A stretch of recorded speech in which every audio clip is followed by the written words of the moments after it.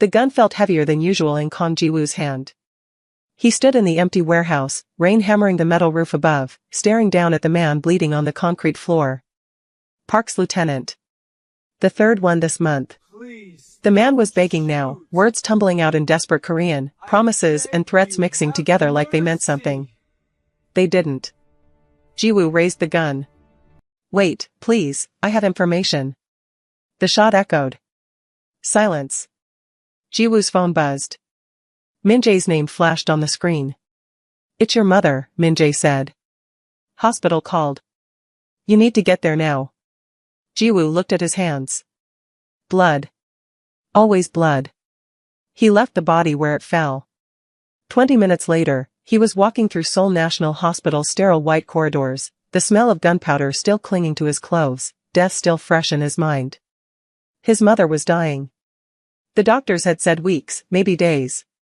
And here he was, late again, always late, always choosing the wrong things. He turned the corner toward the ICU. And that's when he saw her. A black woman in navy scrubs, walking toward him with a medication tray balanced in her hands. Her hair was pulled back in a tight bun, her face focused, determined. She moved with purpose, like she belonged here, like she owned this hallway. Their eyes met. Just for a second. But it was enough. Something shifted in Ji-woo's chest. Something he hadn't felt in years. Maybe ever. She didn't look away. Didn't drop her gaze like most people did when they saw him. Just held his stare with brown eyes that seemed to see straight through the expensive suit, the cold exterior, the monster underneath. Then she was past him, and he couldn't breathe right. He stood there, frozen, until his phone buzzed again. Room 308. His mother. He needed to move. But his feet wouldn't cooperate, and his mind was stuck on the way that woman had looked at him. Like he was just a man. Not a king. Not a killer. Just a man. Before we go any further, can I ask you something? Have you ever seen someone and felt like your entire life just shifted? Like everything you thought you knew suddenly meant nothing? Drop a comment below and tell us where you're watching from, because this story is about to take you somewhere you've never been. And hit that subscribe button, because what happens next will make you question everything you think you know about love and danger. Ji-woo finally moved. Room 308 was quiet except for the beeping of machines. His mother lay in the hospital bed, small and fragile in a way that made his throat tight. Mrs. Kang had raised him alone after his father was executed in the street when Ji-woo was 9 years old. She'd begged him not to join the gangs. Begged him to be different, to be better. He'd failed her in every way that mattered. You're late, she said without opening her eyes. Her voice was weak but sharp, the way it had always been. I'm sorry, Iama. You're always sorry. She opened her eyes now, looking at him with a mixture of love and disappointment that cut deeper than any knife. What was it this time? Business. Blood business. He didn't answer. There was no point lying to her. She'd always known what he was. Mrs. Kang sighed, her hand reaching for his. He took it carefully, afraid his touch might break her. I met a nurse today, she said suddenly. They're all around you, Iama. It's a hospital. Not like her. His mother's eyes sparked with something. Interest. Hope. A black girl. African. Beautiful voice.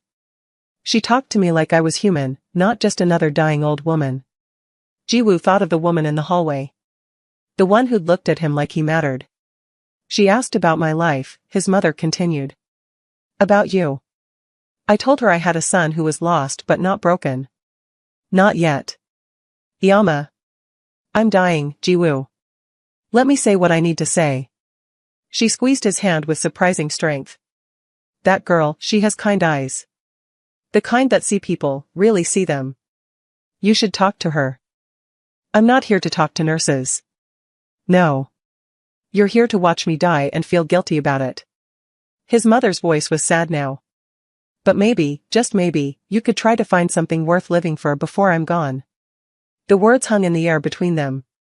Ji-woo wanted to argue, to tell her she was wrong, that he had things worth living for. But looking at her now, at the only person who'd ever loved him unconditionally, he realized he had nothing. Just money and power and a trail of bodies that led back to a 9-year-old boy who watched his father bleed out on the pavement. Rest, Iyama, he said quietly. Promise me you'll try.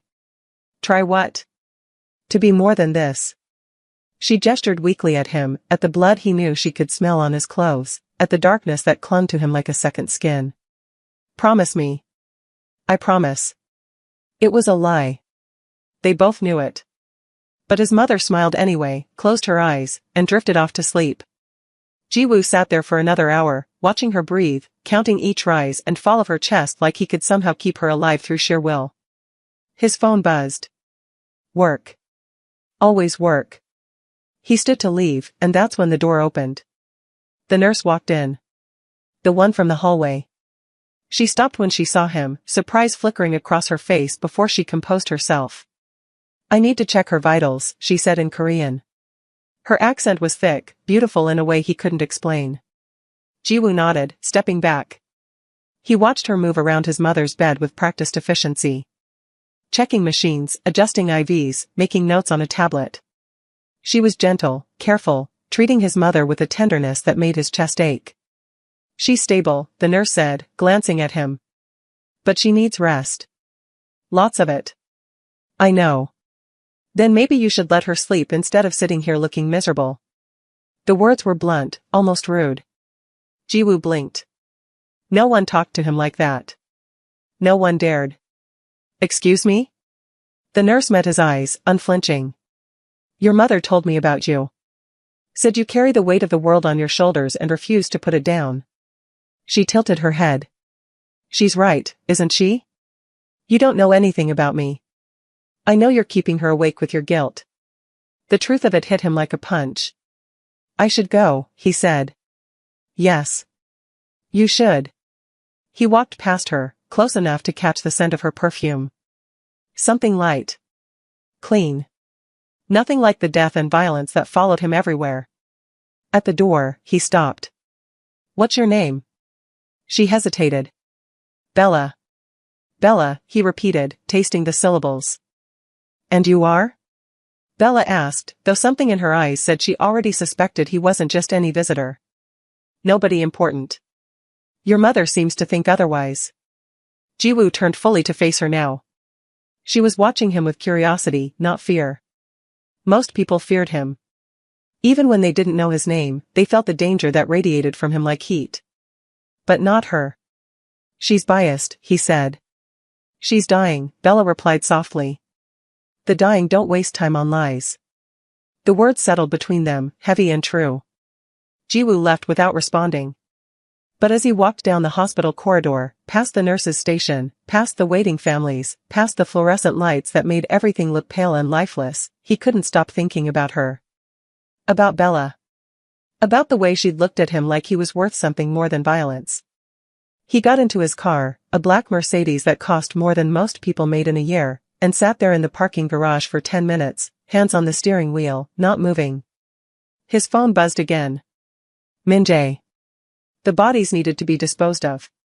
Territory needed to be secured. Money needed to be collected. The life he'd built was calling him back. But for the first time in 15 years, Kang Jiwoo didn't want to answer. He drove to his penthouse apartment in Gangnam, showered the blood away, changed into clean clothes, and stood at the floor-to-ceiling windows overlooking Seoul's glittering skyline. This city was his. He'd taken it piece by piece, block by block, building an empire on fear and loyalty and bodies that no one would ever find. And he'd never felt more empty. His mother's words echoed in his mind. Find something worth living for. He closed his eyes and saw brown skin, kind eyes, and a voice that didn't flinch from the truth. I want her, he whispered to the empty room. The words surprised him. He'd wanted things before. Power. Respect.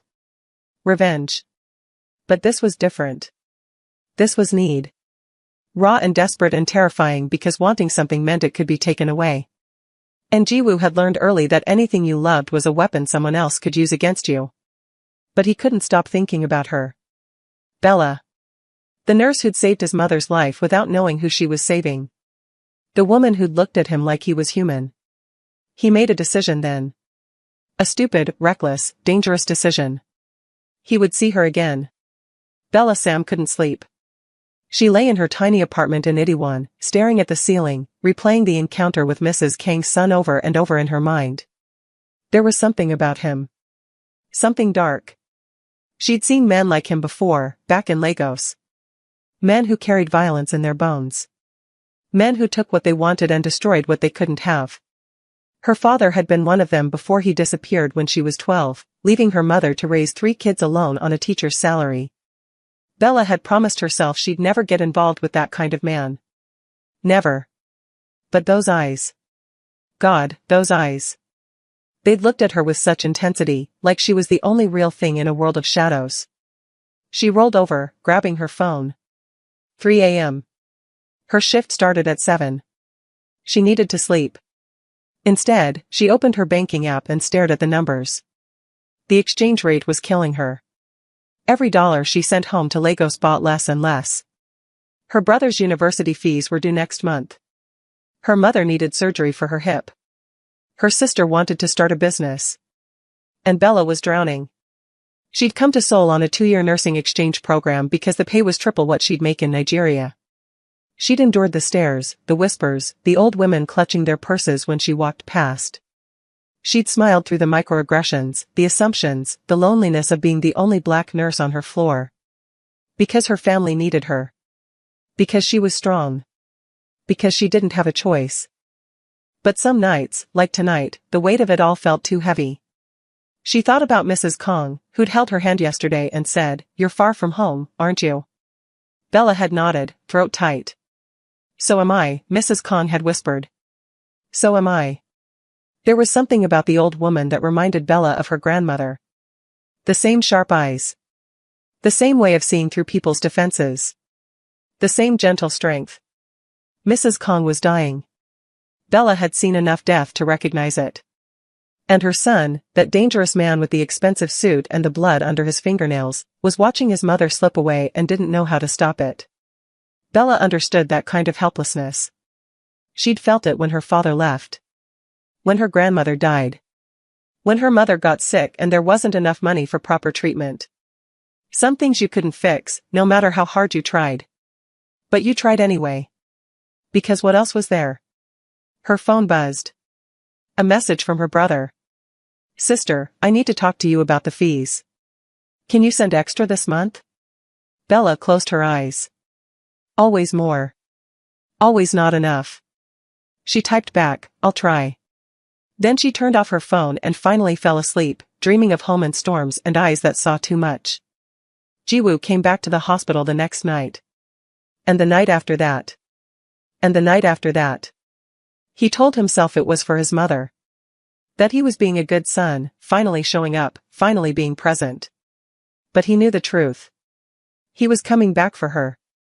Bella. She worked the night shift, 11 p.m. to 7 a.m., and every time he arrived, she was there. Sometimes checking on his mother. Sometimes at the nurse's station doing paperwork. Sometimes in the break room, exhausted, drinking terrible coffee and staring at nothing. He watched her. Not obviously. Not creepily. But he noticed things. The way she always stopped to talk to the elderly patients, even when she was clearly exhausted. The way she sang softly in what he assumed was Yoruba while she worked. The way she rubbed her left wrist when she was stressed. The way she smiled at everyone except him. Him, she watched with caution. Like he was a snake that might strike. She wasn't wrong. On the 4th night, his mother caught him staring. "You're being obvious," she said, amused. "I don't know what you mean. You look at her like she's water and you're dying of thirst." Jiwoo's jaw tightened. "Yama. Talk to her. Really talk to her. And say what? The truth. The truth will send her running." His mother smiled sadly. "Maybe. Or maybe she's stronger than you think." Before Jiwoo could respond, the door opened. Bella walked in, her eyes tired but professional. "Good evening, Mrs. Kong," she said warmly. "Bella, dear. How many times do I have to tell you to call me Ajumma?" Bella laughed. At least 10 more times, apparently. She moved to check the machines, and Jiwoo stood, giving her space. You don't have to leave every time I come in, Bella said without looking at him.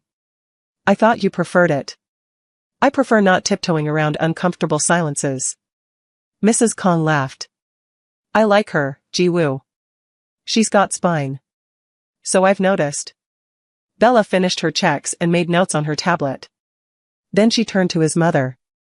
Your vitals are improving. Whatever you're doing, keep doing it. I'm dying with style, Mrs. Kong said cheerfully. That's one way to put it. And I'm surrounded by beautiful young people who should be out falling in love instead of watching an old woman fade away. Bella's smile faltered slightly. I'm exactly where I need to be. Are you? Mrs. Kang's eyes were sharp. Or are you hiding here because it's easier than dealing with whatever's waiting for you outside these walls? The question landed like a bomb. Bella's professional mask slipped, just for a second, and Ji-woo saw something raw underneath. Pain. Fear. Exhaustion. I should check on my other patients, Bella said quietly. She left before either of them could respond. Mrs. Kong looked at her son. She's running from something. Everyone is. Then maybe you two have more in common than you think. Ji-woo stared at the door where Bella had disappeared. His mother was right. He knew running. Knew hiding. Knew the weight of carrying secrets that could crush you if you let them. I want her, Iyama, he said suddenly. The words came out raw, honest, desperate. His mother's expression softened. I know, my son. I know. But I can't have her. Why not? Because I'll destroy her. Mrs. Kong reached for his hand. Or maybe she'll save you. I'm not worth saving. Everyone is worth saving, his mother said firmly. Even you. Ji-woo wanted to believe her. But he'd seen too much. Done too much. Salvation wasn't for men like him. He stayed with his mother for another hour, listening to her talk about his childhood, about the man his father had been before the violence consumed him, about the dreams she'd had for her son that would never come true. When she finally fell asleep, Ji-woo left the room. He found Bella in the break room. She was sitting alone, head in her hands, phone on the table in front of her. Even from the doorway, he could see her shoulders shaking. She was crying. Something in his chest cracked. He should walk away. Should leave her alone. Should go back to his world of blood and money and power where emotions were weaknesses and tears were weapons. But his feet carried him forward instead. Bella. She looked up quickly, wiping her eyes, trying to compose herself. I'm fine, she said automatically. You're not. I said I'm fine. Her voice was sharp now, defensive. Ji-woo sat down across from her, ignoring the warning in her tone. What happened? Nothing that concerns you. Try me. Bella laughed bitterly. Why do you care? You don't even know me. I know you saved my mother's life. I was doing my job. It was more than that. She looked at him then, really looked, and he saw the exhaustion in her eyes. The kind that went deeper than missed sleep. The kind that came from carrying too much for too long. My family needs money, she said finally. They always need money. And I send everything I have, but it's never enough. My brother's tuition is due. My mother needs surgery. My sister needs help with her business. And I'm here, thousands of miles away, working myself to death, and it's still not enough. Her voice broke on the last word. I'm so tired, she whispered. I'm so tired of being strong. Ji-woo understood that exhaustion. He'd felt it his entire life. How much do you need? He asked. Bella's head snapped up. What? For your brother's tuition. How much? I'm not asking you for money. I'm offering. No. Her voice was firm. I don't take handouts. It's not a handout. Then what is it? Ji-woo didn't have an answer. Because the truth was complicated. The truth was he wanted to help her because seeing her in pain made something in him twist. Because he wanted to take away whatever was hurting her. Because for the first time in his life, he wanted to be good for someone. Consider it payment, he said finally. For taking care of my mother. The hospital pays me for that. Not enough, apparently. Bella stood abruptly. I need to get back to work. Bella. Thank you for the offer. But I handle my own problems. She walked out, leaving him alone in the break room with the bitter smell of old coffee and the realization that wanting her was going to be more complicated than he thought. The next few days passed in a strange dance. Jiwoo came to the hospital every night. Bella was always there, professional and distant, treating his mother with care but avoiding him whenever possible. His mother noticed. You scared her off, she said one evening. I offered to help. Men like you don't just help, Jiwoo. We have agendas. Motives. She's smart enough to know that. I don't have an agenda. His mother raised an eyebrow. Don't you? He didn't answer. Because she was right. He wanted Bella. Wanted her in a way that felt dangerous and consuming and wrong. He wanted to know everything about her. Her full name. Where she grew up. What made her laugh. What made her cry. What she dreamed about when she let herself dream. He wanted to protect her from whatever was causing that exhaustion in her eyes. He wanted to be the reason she smiled. But more than anything, he wanted her to look at him the way she'd looked at him that first night. Like he was human. Like he mattered. Like he was worth something more than violence. On the 7th night, everything changed.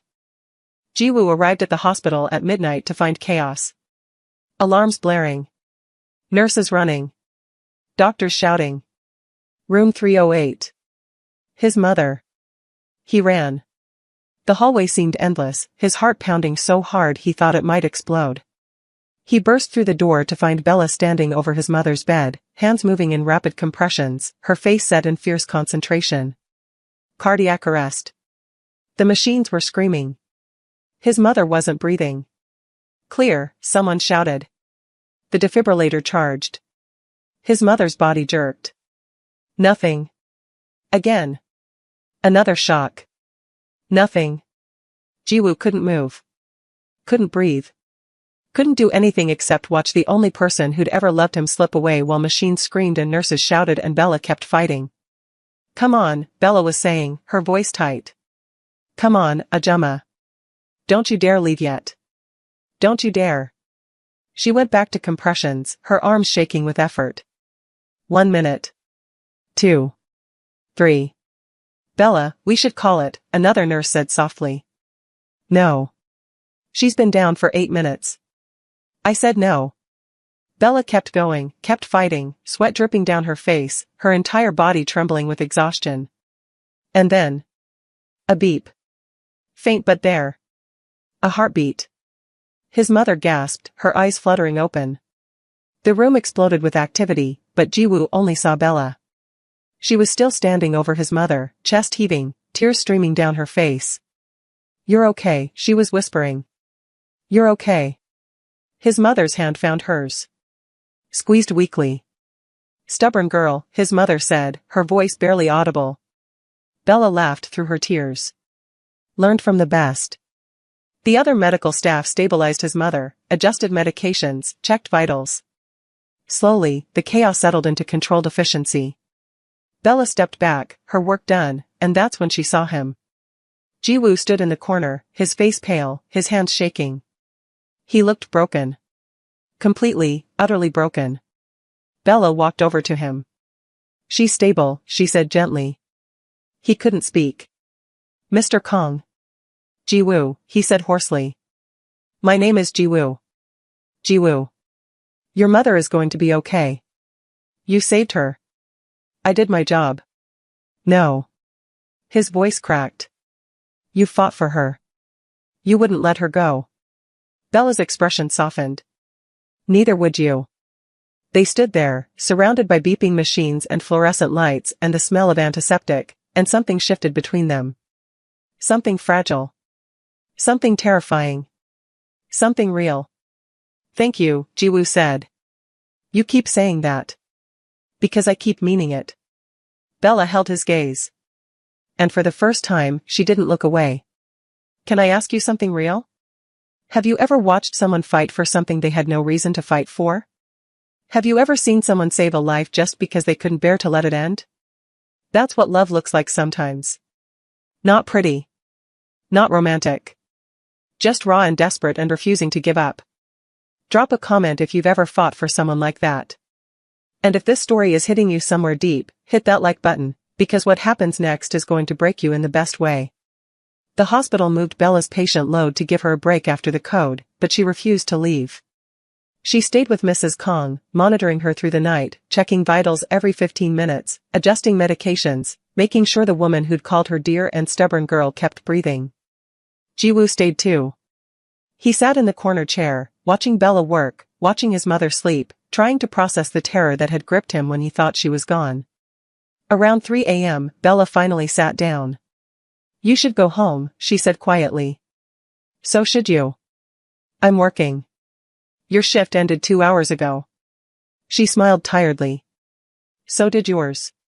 They sat in comfortable silence for a while, the only sound the steady beep of the heart monitor and the hum of machines keeping his mother alive. "Why nursing?" Jiwoo asked suddenly. Bella looked at him, surprised. "Why do you want to know?" "Because I'm trying to understand you." "Why?" "Because you intrigue me." She laughed softly. "That's a dangerous admission." "I'm a dangerous man." "I've noticed." The honesty hung between them. "My grandmother was sick," Bella said after a moment. "When I was 13. Cancer. We couldn't afford proper treatment, so she died at home, in pain, scared." Her voice was steady but her eyes were distant. "I decided then that no one should die like that. Alone. Afraid. So I became a nurse." "That's noble. That's survival." "I needed purpose or I was going to drown in anger." Jiwoo understood that. "My father was killed when I was 9, he said. Gang violence. He bled out in the street while people walked past. No one helped. No one cared."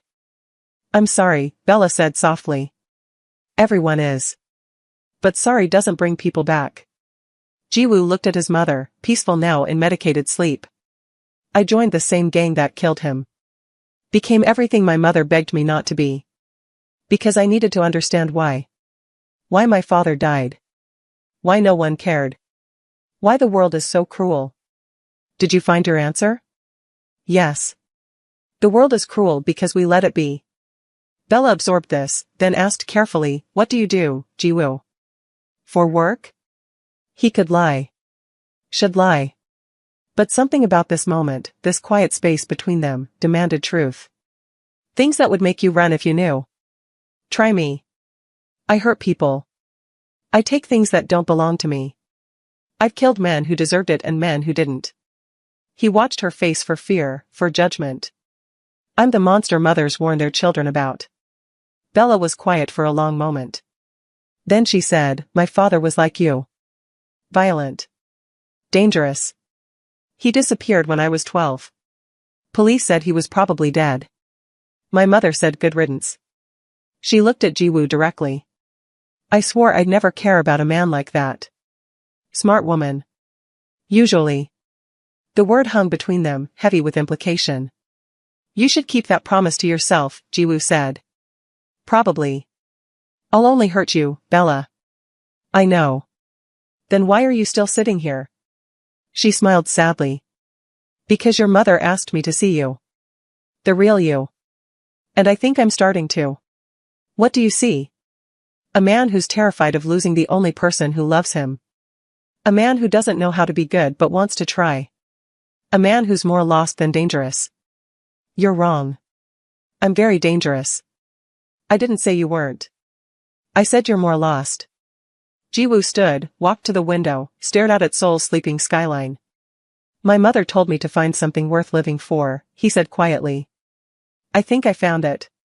But I don't know what to do with it." Bella joined him at the window. "What did you find?" He turned to look at her. The answer was right there in front of him.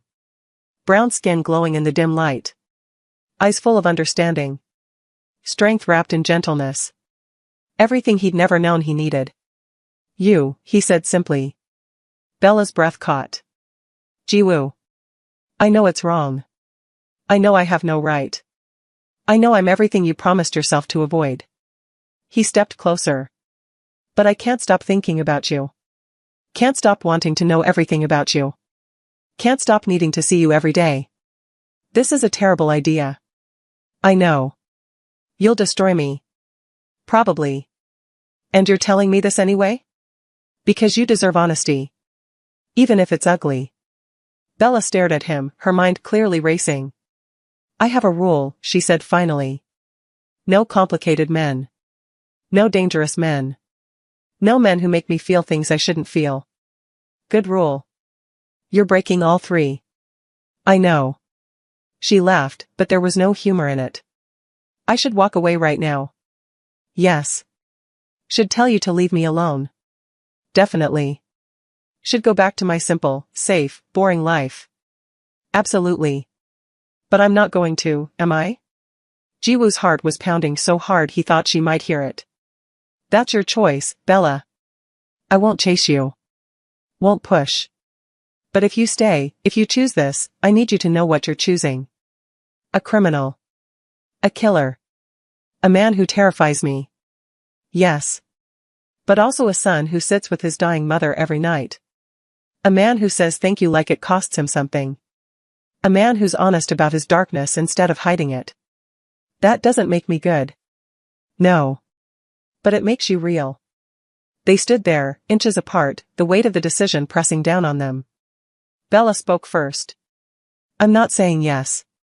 Not yet. But I'm not saying no either. What are you saying? I'm saying let's see. Let's be honest. Let's not pretend this is anything other than what it is. Which is? Two broken people who probably shouldn't be near each other but can't seem to stay apart. Jiwoo smiled. Actually smiled. I can work with that. Don't make me regret this. I'll try not to. Try harder than that. He reached out slowly, giving her time to pull away. When she didn't, he took her hand. Her skin was warm, soft, alive. I want to know everything about you, he said. Your full name. Your favorite food. What you dream about. What scares you. Everything. That's a lot of wanting. I'm a greedy man. I've noticed. She squeezed his hand. And just like that, something began. Something that would either save them both or destroy them completely. Probably both. The next 2 weeks felt like existing in a dream. Jiwoo came to the hospital every night. Sometimes he sat with his mother. Sometimes he found Bella on her rounds. Sometimes they just talked in the break room, sharing pieces of themselves in the quiet hours when the world slept. He learned that her full name was Bella Sam, that she was the oldest of 3, that she sang in church back in Lagos, that she missed her mother's jollof rice so much it physically hurt, that she cried during sad movies but pretended not to, that she was scared of failing her family more than she was scared of dying. She learned that he hated the color red because it reminded him of blood, that he played piano when he was stressed, that he'd never been in love before because he'd never let anyone close enough, that his mother's approval meant more to him than any amount of power or money, that he was trying to be better but didn't know how. They didn't touch beyond that first hand-holding. Didn't kiss. Didn't rush. Just existed together, building something fragile and precious and terrifying. His mother noticed, of course. You're different, she said one afternoon when they were alone. How? Softer. Like you remembered how to be human. Bella, he said simply. Yes. Bella. His mother smiled. I like her for you. It won't work, Iyama. My world and hers, they don't mix. Then change your world. It's not that simple. It never is. But that doesn't mean it's not worth trying. Jiwoo wanted to believe her. But he knew his world. Knew the men who worked for him. Knew the enemy circling like sharks. Knew that anyone he cared about became a target. And Bella, beautiful stubborn Bella, would be the biggest target of all. He needed to protect her. Even if it meant staying away. But staying away was becoming impossible. On a Thursday night, 2 weeks after their conversation at the window, everything shifted again. Jiwoo arrived at the hospital to find Bella sitting outside in the courtyard, phone pressed to her ear, speaking rapid Yoruba. Even without understanding the words, he could hear the stress in her voice. When she hung up, she looked devastated. Bella? She looked up, quickly wiping her eyes. My brother. He dropped out of university. Said it wasn't worth the stress I was under trying to pay for it. Her voice broke. He gave up his dream because of me. That's not your fault. Isn't it? I'm the one who couldn't send enough. Who couldn't be enough. Bella. I work every shift they'll give me. I send every naira I can spare. And it's still not enough. It's never enough. She was crying now, really crying, and Jiwoo did the only thing he could think of. He sat down beside her and pulled her close. She resisted for a second, then collapsed against him, sobbing into his chest. He held her while she broke. Held her while she raged against the unfairness of it all. Held her until she had nothing left. I'm sorry, she said finally, pulling back. That was unprofessional. Stop apologizing for being human. I got your shirt wet. I have others. She laughed wetly, wiping her face. This is embarrassing. This is real. There's nothing embarrassing about real. She looked at him then, really looked, and something in her expression changed. Why are you so good to me? She asked. Because you deserve it. You barely know me. I know enough. Like what? I know you're the strongest person I've ever met. I know you carry the weight of your family without complaint. I know you fight for people even when they can't fight for themselves. I know you saved my mother's life twice now, once from death and once from loneliness. He cupped her face gently. And I know that you make me want to be better than I am. Jiwoo. Let me help. Please. Let me pay for your brother's tuition. No. Why not? Because then I'll owe you. You don't owe me anything. That's not how the world works. Then change the world with me. Bella stared at him. What? My mother said that to me. That if my world doesn't work, I should change it. So let's change it. Let's create something where helping each other doesn't come with debt. Where caring doesn't mean owing. Where two people can just be good to each other because they want to. That's naive. Maybe. But it's better than what we have now. Bella was quiet for a long moment. Then she said something that changed everything. What do you want from me, Jiwoo? Really? He could lie. Could play it safe. Could pretend this was just kindness, just friendship, just gratitude. But he'd promised honesty. I want you to let me in. I want to know every version of you. I want to be the person you call when you're breaking.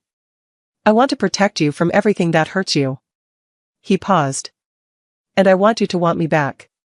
Even though you shouldn't. Even though it's dangerous. Even though I'm wrong for you in every possible way.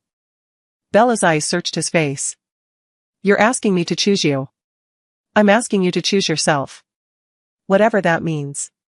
She stood up, paced a few steps, then turned back to him. If I do this, if I let you in, I need you to promise me something. Anything. Don't lie to me. Ever. I don't care how ugly the truth is. I'd rather know and hurt than be protected and blindsided. I promise. And don't try to save me. I'm not a damsel. I'm a woman who's been surviving on her own for years. I don't need rescuing. Noted. And if this goes bad, if your world comes crashing into mine, you let me walk away. No guilt. No chasing. Clean break. Jiwoo's jaw tightened. That was the one promise he wasn't sure he could keep. But he nodded anyway. Deal. Bella took a deep breath. Okay. Okay? I'm choosing this. Choosing you. God help me, but I'm choosing you. Jiwoo stood, closed the distance between them. You're sure? No. But I'm doing it anyway. He kissed her then. Soft at first, testing, asking permission with every movement. Bella kissed him back, her hands coming up to his chest, feeling his heartbeat racing under her palms. The kiss deepened, became something desperate and claiming and full of everything they'd both been holding back. When they finally broke apart, both breathing hard, Bella laughed. We're insane. Completely. This is going to end badly. Probably. But it feels right. Yes, Jiwoo said, resting his forehead against hers. It does. They stood there in the courtyard under Seoul's polluted stars, holding each other, pretending for just a moment that the world was simple and love was enough and two broken people could somehow make each other whole. It was a beautiful lie. And they both believed it. The next morning, Jiwoo transferred money to Bella's account. Enough to cover her brother's tuition for the next 3 years. She called him, furious. I told you no. You said you didn't want to owe me. So consider it a gift. No strings. No debt. Just me using money I don't need for something that matters. Jiwoo. Your brother gets to finish his degree. Your mother gets her surgery. Your sister gets her business. And you get to breathe. That's all I want. Bella was crying. Why are you doing this? Because I can. Because you need it. Because making you happy makes me happy. He paused. And because I love you. The words hung in the air. Neither of them had said it before. Jiwoo. You don't have to say it back. I just needed you to know. I can't, I don't, she was struggling. This is too fast. I know. I'm sorry. Forget I said anything. I can't forget that. Then remember it. And maybe someday you'll feel the same way. He hung up before she could respond. His hands were shaking. He'd never said those words to anyone except his mother. Never felt them. Never wanted to. But with Bella, it was different. Everything was different. His phone buzzed. Min-jae. We have a problem. Jiwoo's blood went cold. What kind of problem? Park's nephew. He's making moves. Talking about revenge. About finishing what his uncle started. Handle it. Jiwoo, he knows about the hospital. About your mother. About, Min-jae hesitated. About the nurse. Everything stopped. What did you say? There's a picture. You and her. In the hospital courtyard. Someone sent it to Park's crew. Jiwoo felt the world tilt. When? Last night. Last night. When he'd kissed Bella. When he'd held her. When he'd made her a target.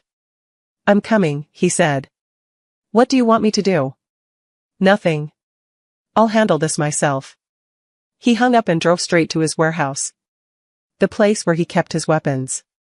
Where he kept the parts of himself that Bella didn't know about yet. The monster parts. The killing parts. Min-jae was waiting. Show me the picture. Min-jae pulled it up on his phone. There they were. Jiwoo and Bella in the courtyard, holding each other, kissing, looking like two people who'd found something worth protecting. How many people have seen this? Everyone in Park's crew. Maybe a dozen guys. Find them. All of them. Jiwoo. I want names. Addresses. Everything. You're starting a war over a woman? I'm ending a war before it reaches her. Min-jae studied him. You're in love with her. That's none of your business. It is when it affects our operations. When it makes you reckless. Then maybe I'm done with operations. Silence. What? You heard me. I'm tired, Min-jae. Tired of the blood. Tired of watching my back. Tired of being the man my mother cries about when she thinks I can't hear. You're serious. Yes. Because of the nurse. Because of me. Bella just made me realize I could be more than this. Min-jae shook his head. You can't just walk away. You know too much. You've done too much. They'll come for you.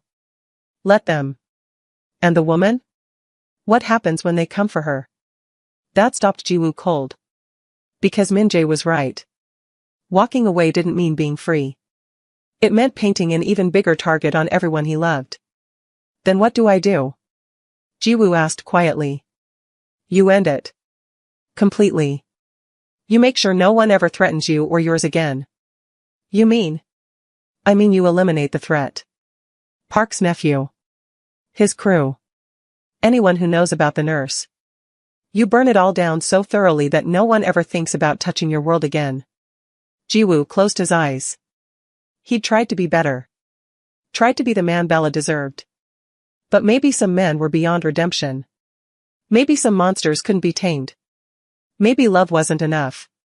Set it up, he said finally. Tonight. I want this finished.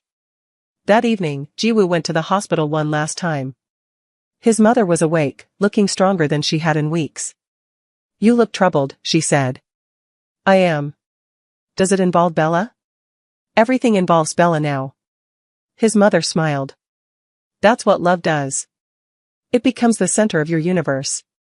What if my universe is too dangerous for her? Then you change your universe. I'm trying, Iyama. But it's not that simple. It never is. She reached for his hand. Are you going to do something you'll regret? Jiwoo didn't answer. His mother's grip tightened. Jiwoo. Look at me. He met her eyes. I'm dying, she said bluntly. Maybe days. Maybe weeks. But not long. And before I go, I need to know that my son won't throw away his chance at happiness because he's scared. I'm not scared. Liar. You're terrified. Terrified of loving her. Terrified of losing her. Terrified of being the reason she gets hurt. Because I will be. My life, my choices, my enemies, they'll come for her eventually. Then protect her. But don't push her away. Don't make my mistake. What mistake? His mother's eyes filled with tears. I pushed your father away from you. Told him his lifestyle was too dangerous. That he needed to choose between his family and his work. He chose work. And then he died. And you never forgave him. Never forgave me. She was crying now. Don't do that to Bella. Don't make her choose. Just love her. Protect her. And trust that she's strong enough to handle your truth. Jiwoo's throat was tight. What if I fail? Then you fail loving someone. That's better than succeeding at being alone. He kissed his mother's forehead. I love you, Iyama. I love you too, my son. Now go. Fight for your happiness. Make me proud. He left the room. And found Bella waiting in the hallway. She looked at him and her expression changed. What's wrong? I need to tell you something. Okay. There are people who know about us. Dangerous people. People who want to hurt me by hurting you. Bella paled but didn't look away. What are you going to do? I'm going to make sure they can't. But it means, he stopped. It means getting my hands dirty. Dirtier than they already are. You're going to kill them. It wasn't a question. Yes. She was quiet for a long moment. Then, do what you need to do. But promise me something. What? Come back. When it's done, when it's over, come back to me. Bella. I'm not naive, Jiwoo. I know what you are. What you do. And I'm choosing you anyway. So do what you need to do to keep us safe. But don't you dare die on me. He pulled her close, buried his face in her hair. I promise. Good. Because if you break that promise, I'll find a way to bring you back just so I can kill you myself. He laughed despite everything. Deal. She kissed him, hard and desperate. Be careful. Always. Liar. Yes. She watched him walk away. And Jiwoo felt her eyes on him until he turned the corner. Then he became someone else. Not the man who loved Bella Sam. Not the son who sat with his dying mother. The monster. The killer. Kong Jiwoo, the man Seoul feared. The war was brutal and fast. Jiwoo didn't just eliminate Park's nephew. He eliminated everyone connected to him. 15 men in one night. Clean. Efficient. Merciless. He burned the warehouse where they met. Destroyed their financial records. Made sure that anyone who even thought about touching his world understood the consequences. By dawn, it was done. Park's crew was finished. The threat was neutralized. And Jiwoo was covered in blood. He drove to Bella's apartment. Knocked on the door at 6 a.m. She opened it, took one look at him, and pulled him inside. Are you hurt? No. Is it done? Yes. She led him to the bathroom, turned on the shower, helped him strip off his blood-soaked clothes. They stood under the hot water together, and Bella washed the blood away. Not speaking. Just existing. When they were clean, she wrapped him in a towel and led him to her bed. Sleep, she said. I don't deserve sleep, Jiwoo. He did. For the first time in years, with Bella wrapped around him, he slept without nightmares. When Jiwoo woke, it was afternoon. Bella was sitting in a chair beside the bed, watching him. How long was I out? He asked. 8 hours. You should be at work. I called in. Told them I had an emergency. Bella. You're my emergency. He sat up, reached for her hand. I killed 15 people last night. I know. Doesn't that scare you? Terrifies me. Then why are you still here? She climbed onto the bed, cupped his face in her hands. Because you did it to protect me. Because underneath all that blood, you're still the man who sits with his mother. Who looks at me like I'm precious. You are precious. Jiwoo pulled her close. I want out, Bella. Out of this life. I want to be normal. I want to build something that isn't stained with blood. Can you? I don't know. But I want to try. Then try. And I'll be here. His phone buzzed. The hospital. His heart stopped. Mr. Kong, the voice said. It's about your mother. He knew before they said it. Bella saw it on his face. Jiwoo? She's gone, he whispered. The funeral was small. Jiwoo stood at the grave, numb, holding the urn. Bella stood beside him, her hand in his. She loved you, Bella said quietly. I failed her. No. You loved her. That's all she wanted. I wanted to be better for her. You still can be. For yourself. For us. He looked at Bella, this woman who'd refused to leave. I love you, he said. I know. Say it back. She smiled through her tears. I love you too, you stubborn, dangerous, impossible man. He kissed her there, sealing a promise. To be better. To build a life worth living. The next 3 months were transformation. Jiwoo dismantled his empire piece by piece. Min-jae took over the territories, restructuring everything so it wouldn't fall back into violence. The threats stopped. Word spread that Kong Jiwoo was out. Really out. And in that world, once you're out, you're dead. Which meant freedom. Jiwoo liquidated everything. Turned blood money into clean investments. Set up trusts. Made sure no one could trace him. Bella watched him work toward redemption with the same intensity he'd once used for destruction. What do we do now? She asked one evening as they sat in his penthouse, boxes packed around them. We leave. Start over. Somewhere new. Where? Wherever you want. She thought about it. Lagos. I want to go home. Then that's where we'll go. Just like that? Just like that. You saved my life, Bella. Multiple times. The least I can do is follow you anywhere. She kissed him.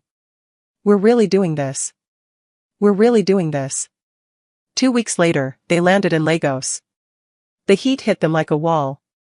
The noise. The chaos. The vibrant, overwhelming life of it. Jiwoo had never felt more out of place. And somehow, that felt right. They rented a small apartment in Victoria Island, overlooking the water. Bella found work at a private clinic within days. Jiwoo struggled. Without power, without purpose, without the structure of his old life, he didn't know who he was. He'd wake up at 3 a.m., reaching for weapons that weren't there. Check corners for threats that didn't exist. Flinch at loud noises. But Bella was patient. You're learning to be human again, she told him one night after he'd woken screaming. It takes time. What if I can't? Then we figure it out together. But you're not doing this alone, Jiwoo. Not anymore. Slowly, painfully, he learned. How to grocery shop without calculating exit strategies. How to walk down streets without watching for ambushes. How to laugh without wondering if it made him vulnerable. How to love without fear. 6 months after arriving, Jiwoo started a security consulting business. Legitimate. Legal. using his skills to protect people instead of hurt them. It wasn't the empire he'd had. But it was honest. And that mattered. One evening, he took Bella to a small beach outside the city. The sun was setting, painting the sky orange and gold. "I need to tell you something," he said. "What's wrong?" "Nothing. Everything's right. That's what terrifies me. Jiwoo. I keep waiting for it to fall apart. For someone to find us. For you to realize you could do better." Bella took his hands. "Listen to me. Your past doesn't dictate your future. The man you were doesn't erase the man you're becoming. I'm not here because you deserve me. I'm here because I choose you. Every single day. What if I can't outrun who I was? Then we'll carry it together." He pulled out a small box. Inside was a simple gold band. No diamonds. No flash. Just a promise. I can't give you safety. Can't promise the past won't find us. Can't guarantee I'll always know how to be what you need. But I can promise I'll try. Every day. For the rest of our lives. Marry me, Bella Sam. Tears streamed down her face. Yes. God, yes. They married on that beach 2 weeks later. No guests. Just them and a local pastor and the sunset witnessing their vows. Bella wore a simple white dress with African print trim. Jiwoo wore linen, no tie, looking more relaxed than he'd ever been. "I promise to choose you," he said during the vows. "Every day. In every way. For the rest of my life. I promise to see you," Bella responded. "Not who you were. Not who you think you should be. Just you. And to love every version." They kissed as the sun set over the Atlantic. And for the first time in his life, Kang Jiwoo felt peace. 2 years passed. They built a life. Small. Quiet. Real. Bella expanded her work at the clinic, eventually bringing her mother over for the hip surgery she'd needed for years. Jiwoo's business grew. He hired people. Built something legitimate. They bought a small house near the water. Painted it yellow because Bella said it looked like sunshine. Adopted a dog that Jiwoo pretended not to love but always fed first. Fought about silly things like whose turn it was to do dishes. Made love like they were still discovering each other. Lived. One Tuesday afternoon, a package arrived. No return address. Jiwoo opened it carefully, old instincts rising. Inside was a single photograph. Him and Bella on their wedding day. And a note in Korean. "Congratulations. You're free. Don't waste it. MJ. Minjae." Jiwoo stared at the photo for a long time. Then he put it in a drawer and went to find Bella. She was in the kitchen, singing while she cooked, sunlight streaming through the windows. He wrapped his arms around her from behind. "What's this for?" she asked, smiling. "Nothing. Everything. Just needed to hold you." She turned in his arms, studied his face. "You okay?" "Yeah. I really am." And he meant it. The past would always be there. In scars that wouldn't fade. In nightmares that still came. In moments when he tensed at loud noises or checked exits instinctively. But it didn't own him anymore. Because he'd chosen something bigger. Chosen love over power. Chosen peace over violence.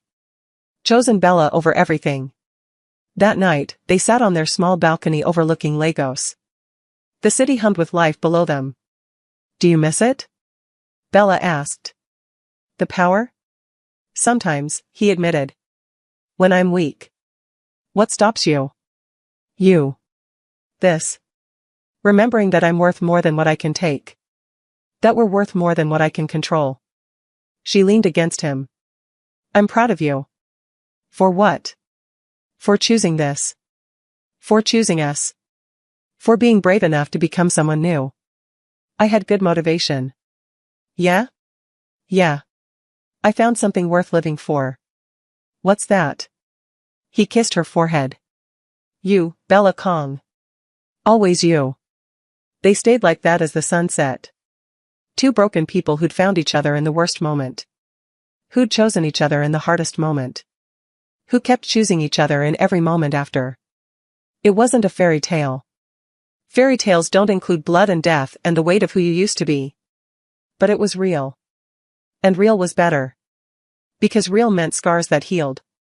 Meant mistakes that taught. Meant love that fought and bled and refused to quit. Kang Ji-woo would never be a good man. But with Bella, he was becoming a better one. And that was enough. Have you ever had to choose between who you were and who you could become? Have you ever met someone who made you want to burn your entire world down just to build something new? Drop a comment and tell me, what would you give up for love? Your career? Your country? Your entire identity? And if this story reminded you that broken people can build something beautiful, hit that like button. Subscribe and turn on notifications. We're building a community that understands the best stories are about broken people who refuse to stay broken. Your past doesn't define you. Your choices do. What are you choosing today? See you in the next story.